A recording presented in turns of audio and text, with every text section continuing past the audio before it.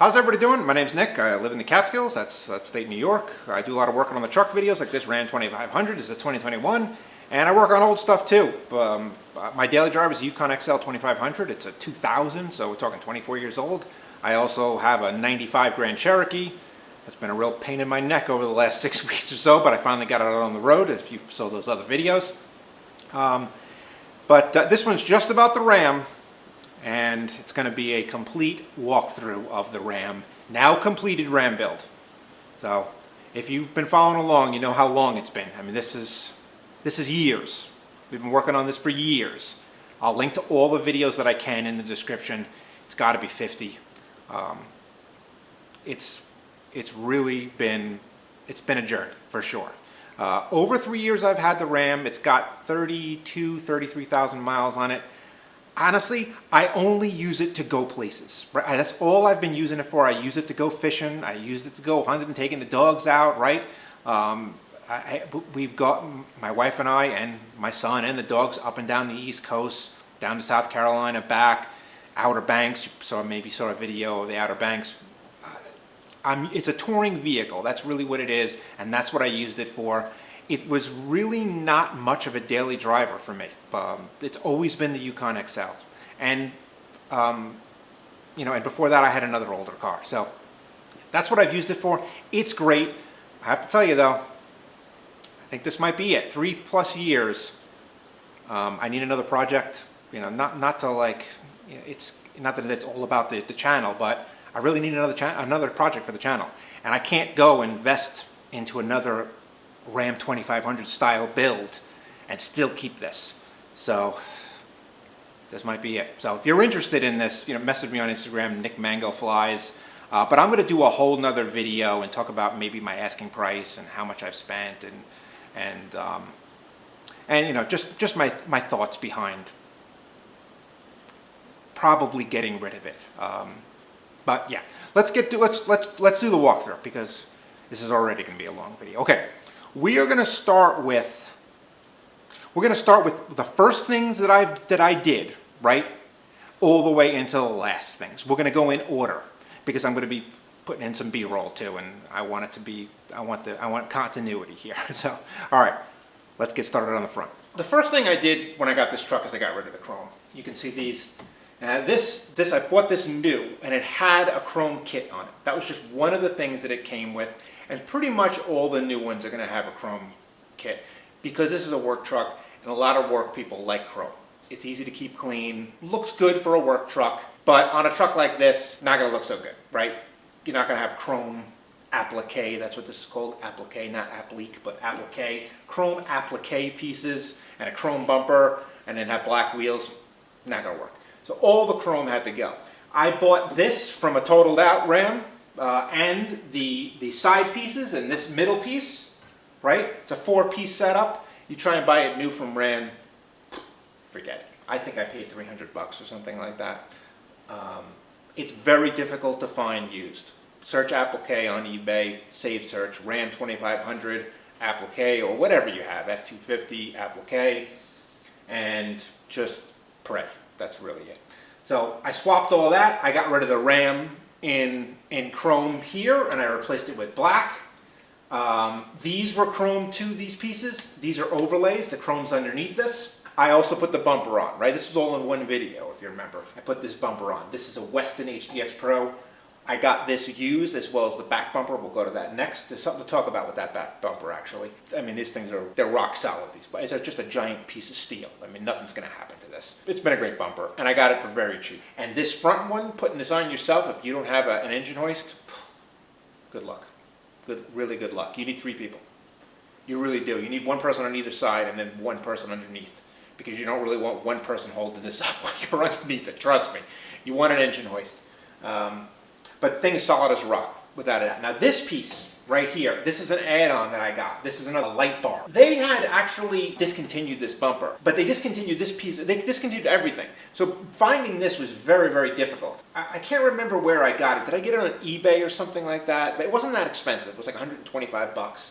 And then I bought this 20-inch light for it. But it's a good addition. It looks good. I really like the way it looks. And if you want another light, like a bright one, you really, and you want it on your bumper, I really needed this. I put a rough country winch in. This is a steel line. I think that's good, but if I had a Jeep, I wouldn't do the steel line. I'd do in synthetic for a couple reasons. One is that it's lighter, right? It's going to be lighter. This is going to be a heavy line. And then also, it's a lighter vehicle, right? But yeah, taking this thing out, it's work taking it out. I've used it a bunch of times now, and taking it out and reeling it back in is a bunch of work. The synthetic one is nicer. It really is. But if water gets in there and freezes, you can have a blowout. So I went with the steel. They're not that expensive. This light is a four-wheel drive King, and this over there, you can see that's yellow. That actually did not come yellow. I put tint on it. I did a video on this. I did videos on everything, so just look in the description. Title should really say exactly what's going on. You shouldn't be able to miss it, but I just put tint on that for like $5. And because I just wanted it to be not as bright, so it didn't affect my eyes. And it had been great. These four-wheel drive King lights, for the money, they're kind of unbeatable. I'll be honest with you. I have had absolutely zero issues with this. Now, one thing I'll say about issues with lights is it's usually related to wiring. Going too small on the wires, the connections aren't good, that's what ends up screwing things up and shorting things out and blowing the lights. But I use the stock OEM buttons, and it's all wired up for you. I did a video on this too. It's simple. It really is simple. They make the Ram 2500, they really make this snowplow setup so simple. And you can use it for anything. Anything with power. So lights, absolutely. Horns, somebody told me I should get one of those train horns. Because you can make the switch a momentary switch, where if you're holding it, it has power. When you let go of it, so somebody should go a train horn. I didn't do that. But, all right, let's move to the side. Okay. All right, we'll go to the back bumper next. So I got Method 317s. These are 18-inch wheels, matte black, obviously. I bought 5 of them, thinking that I was going to use the extra for the spare, but that was dumb, because I still keep the spare underneath the bed, and you would not want to do that, because rocks are just going to kick up and chip it. So I have it over here. It's brand new. I didn't use it, and there was no point in really returning it, because I'm not even sure if they take it back. They might take it back. CJC Off-Road is who I got this stuff from. Great, and I'll tell you why in a second. But yeah, I mean, I only paid $1,250, I think, for 5 wheels. This is pre-pandemic, so they're a lot more money now. There was no real point in getting rid of it. If I scratched one up, I could easily just swap it out. But I haven't done a ton of damage to really anything. There's some little bit of scratches here and there because I used the truck, but other than that, there's no curb rash or anything. So this is great. I have two 95/70 R18 tires on here. These are AT4Ws. These are brand new. I just put literally brand new tires on it less than 500 miles ago, because thinking about selling it, I didn't want to have old tires on there. So brand spanking new tires. And there not many people have these tires. Maybe now they do. Maybe now some people have them. But yeah, these are the successor to the AT3Ws. And I have a leveling kit up here. It's a Fox 2.0. It's from Thorin. Now here's the interesting thing. When I got the Thorin kit, the spring and the shock, there was actually some damage to one of the shocks, springs. And I contacted CJC, I showed them a picture, and they contacted Thorin, and we got on a 3-way email. And Thorin says that, when they hang the spring, there's always kind of like a little mark there. And I said, okay, and what about the crack? And they said, you know what, I'm just going to send you the spring. So there was like a hairline crack that you could barely see in the picture that's coming out of this where they held it. And I said, and I guess they thought it could possibly flake off. And they didn't want me to have to deal with that, because I get it on the car and it's a real pain, right? So they sent me a new one. Before I even got it on the car, I got a new one pretty much right away, and I put that new one on instead of the cracked one. And did I send the cracked one back? I think I did. I think they wanted it, so I sent it back to them. I think they gave me a label too to ship it back to them, which is great. You want to hear that. Look, this is a great tip. This is not a tip, but this is great information. If you have a problem with something and they send you a replacement and they say, don't worry about it, just chuck it in the garbage, and they don't want it back, you know they got a lot of problems. That's it. Because they don't want to see what happened. They're not confused. Oh yeah, this happens all the time. Just chuck it in the garbage, right? They wanted the thing back. I'm pretty sure they wanted it back, right? Because I don't have it here. Right? So, it's been good. Without a doubt, it's been good. I have the Thorin anti-sway up front that I put in. That was actually the first thing I did to the truck.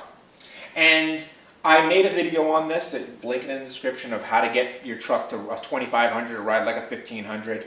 And the big thing is lowering your air pressure. Do not go by what the door says. And, get yourself some shocks up front. And I think that this bumper actually preloads it so that you don't feel little bumps. And that really did it. That honestly did it. Lower your air pressure as much as humanly possible. I also put these fender flares on. Those weren't there. And these things are kind of expensive. I think they were like $400. I think it really makes the truck look a lot meaner with these fender flares. I took the mud guards off. If you don't take them off, it's a little bit difficult of an installation. It's simple if you take the mud guards off. So that's what I opted for. Mud guards do look nice. The last thing I did was that I took off the chrome, which you probably can't see, but I took off the chrome emblems up here on the hood, and I replaced them with black. I actually did. I debadged it too, right? So that's another video that's been a big video for me, is the debadging, because I use this wheel that basically costs nothing. You can check it out in the description. So that's it. That's it. All right, let's go check out this bumper. Here's the back bumper. Bumper itself, great. Absolutely nothing wrong with the bumper. It's a solid steel bumper. The lights too. These reverse lights, they came with it. This is a Weston HDX, just like the front. I got it from the same guy, used on Marketplace for $1,000 or something, those two together. The lights are great too. I wired them up right to the switches inside. Super bright. Cannot complain. Comes with lights too for the license plate, which is pretty sweet. And here's what's going on though. A lot of the paint that I put on is flaking off. If you noticed on that front one, no paint issue. No paint flaking off. It still looks freaking like I did it. And that's the one I did in the video. I didn't do this one in the video. The problem is with this is that I did not sand this one enough. I should have sanded the hell out of it, and I didn't before I painted it. So it was still rusty underneath, I guess, and it just rusted and rust jacked all the paint off. Not all the paint off, but a lot of big, like that's really, really bad. So, and this is pretty much bad, and this is bad, and this is bad. And also, you're going to get some rocks over here. Not that much, but you're going to get some rocks. But really, it's about the rust, for sure. And I didn't do a good job on this one. I believe that I can make this look better easily. I think I can sand this no problem while it's still on, and then cover this whole thing with plastic and spray it again. I think it's probably a good idea to make it look good for somebody that's going to buy it. It just is what it is. This is, you spray, I mean, it lasted 2 years. Well, it didn't last 2 years. But yes, it lasted about 1.5 years. Probably have to sand this a bit and do some work on it. But other than that, the bumper is really good, especially considering I paid $500, I guess, right? But I would say it lasts probably 400, 500, 600 for the front. This is my hookup, fit totally fine in here. This is the OEM hookup. Worked, the cutout was perfect. It comes with your toe, where you can put toe hooks on here. I use the soft ones. I use soft shackles. That's what I use. And I don't use metal shackles on these. They're just too dangerous. The soft ones work great. And then I have a drop hitch on here. Obviously, that's nothing to do with off-road stuff, but towing for the boat, I use a drop hitch. You really kind of gotta. It's a big truck. And I replaced this emblem. I blacked out this emblem too. Now, let's get to the top. Now, let me put you on the side and let me explain. Hold on. Let's go to the side. All right, I am not going to go super detailed on this top. I did a 40-minute video on this top. It's a Snap Outfitters Treehouse. This is a camper top. It pops up. I'll link to that one at the top, basically, right? All the pertinent ones I'm going to link at the top. I'll link this one right at the top. It's a 40-minute video. I can't do 40 minutes on this, and I can't open it up. I could barely get the thing in the garage. This is a big truck, so anybody thinking about this, contacting me, this thing is big. It is a big freaking truck. I can just get it in. I have a big garage and I have a big garage door, but it is big. And I did a video on the actual dimensions of this top. So I'll link to that one as well, up at the top. That's like an hour's worth of information on this. So I'm just gonna tell you the nuts and bolts of the situation here.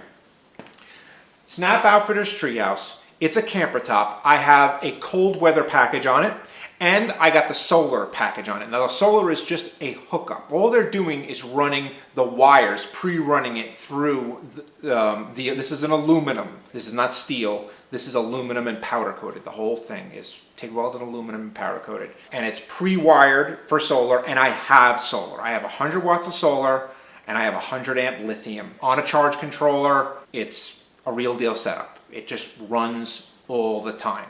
It is not hooked up to the alternator. It's totally standalone. I only have one battery up front, so I didn't want to hook it up there. You could hook it up. The charge controller has a spot for it. You could easily just run wires from the battery or the alternator directly to that charge controller, and it will charge it up, but it's unnecessary. If you were to put a second battery on this, maybe 200 amps, you'd probably have to add 100 watts, and it might be smart to run it from the alternator. But as of this moment, this is all I have. That 100 watts in the sun keeps it going, no problem at all. There's T-tracks on the top, and on top of there, you can barely see it. I have a rod holder for fly fishing, and I have traction pads up there. I have them blocked in up there. And I actually built like a rack to go on top of the T-tracks so that you can hook up other things. You can hook up you can very easily mount another 100, even probably 200 watts if you wanted to. There's two side doors here on this side with windows. The other side does not have windows. Why did I do that?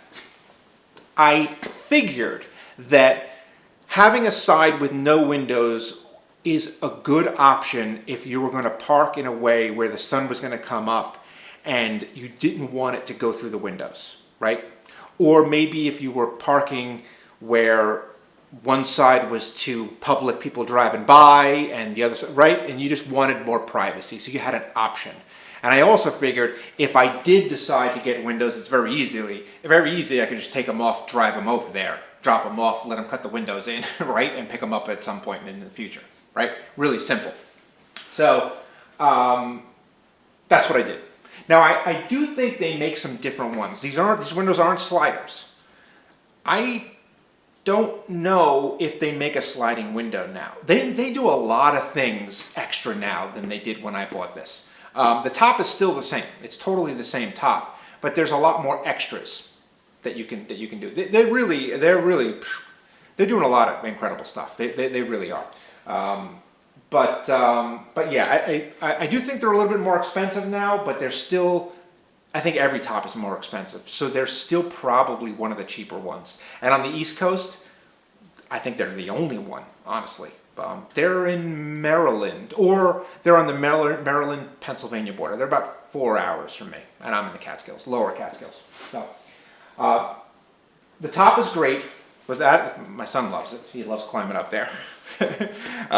Let's go into the bed, and let's talk about all the stuff that I did in there. There's a lot of stuff going on. All right, if you hear some rain, I apologize. I got the garage door open so we can get some light in here. So this camper bed build, I did this myself. I built these boxes. This is plywood. This is wrapped with indoor-outdoor carpet. It's very easy to clean this stuff. Yeah, I mean, you could use acetone. I cleaned glue with acetone off this, and it looks perfectly fine. It's very cheap too. This is actually what they use in the camper top, up on top of the bed. You'll see when you pop up the camper top and you're laying on that platform up there, it's the same exact carpet. You can get it from Home Depot. A bunch of other places sell it, but it's very cheap, and it wraps really, really well. So this,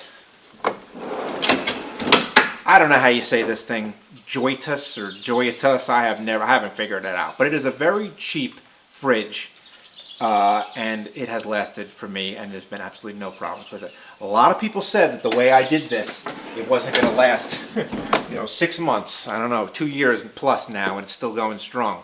You don't need to spend $1,000. You don't. I built this slide out for 150 bucks. I have all this stuff in videos. Now, something that I don't have a video of. I'm going to zoom you in over here. So this will be the first time you see this, if you've been following along with the build. All this wasn't in there. Probably the last video I did, none of this stuff was in there. This is a battery monitor. It tells you the percentage that your battery is filled. It tells you the volt. It tells you the amperage that you're using currently. It says how much is charging or how much that you're using. And it has the amount of time left, which is really interesting. How much time left? How many in hours? How much time can your current setup last? It's really an interesting and cool little tool that took me a while to install it. That has a video. I apologize. There is a video of me installing this. It's this stuff below. This is all switches. This switch turns on. This allows you to use USB, and this is a cigarette lighter, which is a really nice backup. And this light is lights that you can't see just yet, but I'll show you in some B-roll. And these switches don't have anything on them. So this is expansion. And I got a 110 outlet here.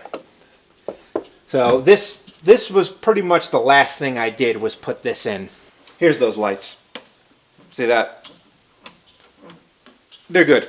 They're super bright. They take up, they don't use any, I can tell you how much they use. A couple amps. That's it. I think I have a 2.5 amp fuse on it in the fuse box. So that's another thing in there. I do have the charge controller. I have the 100 amp lithium. I have a negative bus bar. I got a fuse box. I have, what do I have? Do I have 1250 watt inverter mounted in there? That's it. I have a video on installing that, and I'll link it in the description clearly. I'll link all the pertinent ones at the top.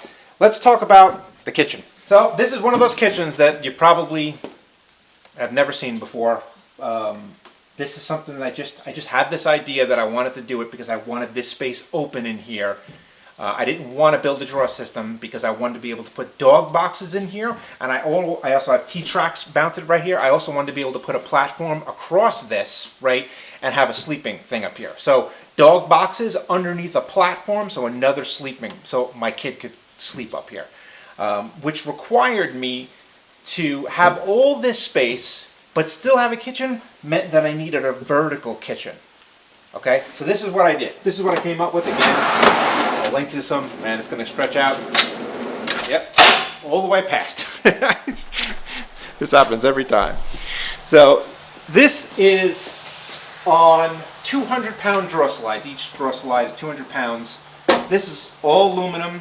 Everything here is aluminum. I didn't do anything in steel because we go to the beach a lot. We drive in the beach. I didn't want any salt, corrosion, or anything like that. Everything is riveted together with either stainless or aluminum rivets. This table right here, I didn't build this. It drops down like that. It has a cutting board that comes out like this. Can you see it? Yeah, just a bit. And it's a very, very, very cool setup. It slides in and out perfectly. These drawer slides lock, so things do not slide out. So this thing is in there; it cannot come out. I have this space on the side where I keep a water jug.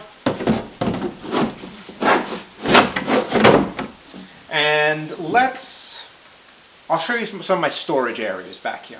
All right, storage, Velcro netting. These are great. They're super cheap. These things are on there forever. I got one on this side too. This thing is a hatch for a boat. It's a boat hatch. See that? And it goes into this storage box here. And this is where I keep, in here is also where I keep all the solar related stuff.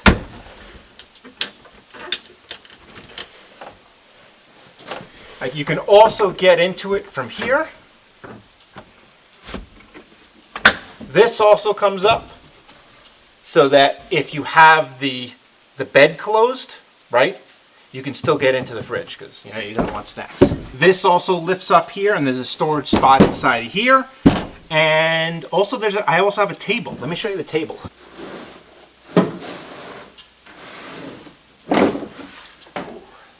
So I keep the table in this storage spot right here. This is pretty much the best one that you can buy. This is a Laguna table. Well, disregard that. This is the Laguna bracket system. I had to make the actual table part.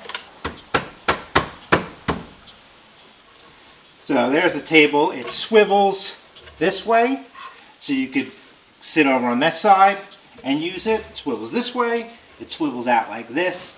It's a really super sturdy table. Obviously, it looks pretty crammed in here, but this goes up. Watch that video on the Snap Outfitters treehouse. Clearly, you're using this table when you have the top up, right? But this is great. And it's in a way where if I leave it in, and it's long enough, I can stretch it out long enough where it won't hit the glass. Oh, this glass right here opens up.